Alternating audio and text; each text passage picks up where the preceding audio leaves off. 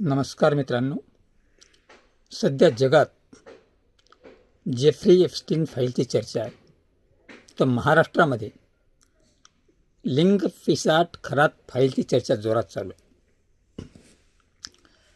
पण ही चर्चा चालू असताना यातले व्हिडिओ बाहेर येताना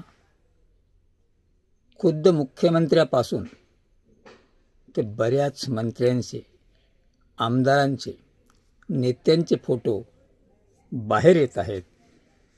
त्या लिंग पिसाट विकृताच्या बाजूला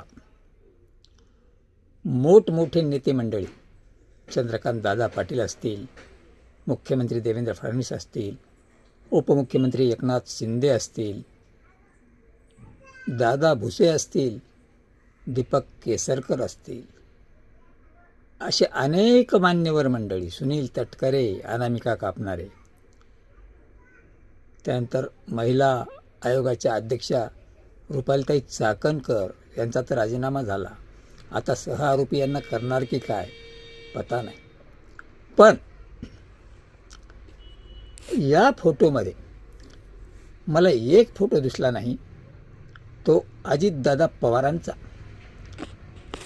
मला असं वाटतं की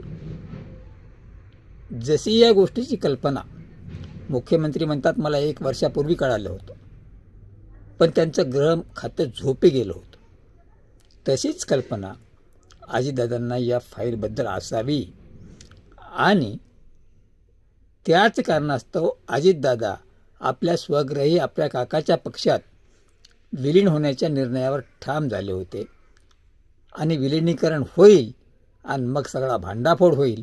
म्हणूनच या लिंग पिसाट खरात फाईल्सने दादाचा घातपात केला का प्रश्न आहे. नेमकं घडलंय काय? आता चाकणकरांचा राजीनामा घेऊन उद्या सुनील तटकरेचाही घेतील. दादांची राष्ट्रवादी संपवायची का? आणि आत्तापर्यंतचा इतिहास आहे, भाजपनं ज्याच्या ज्याच्या डोक्यावर हात ठेवला तो संपला. तेव्हा निश्चित या फाईल्सची कल्पना अजितदादांना असावी आणि अजितदादा उद्या भांडाफोड करतील. म्हणूनच कुठला तो जादूटोणा, कुठली ती पूजा करून अजितदादांचं विमान पाडलं का, त्यांचा घातपात केला का, त्याला कारणीभूत हेच लिंग पिसाट खरात आहेत का प्रश्न आहे. मित्र, तुम्हाला काय वाटतं? तुमचीही प्रतिक्रिया कळवा. थांबतो.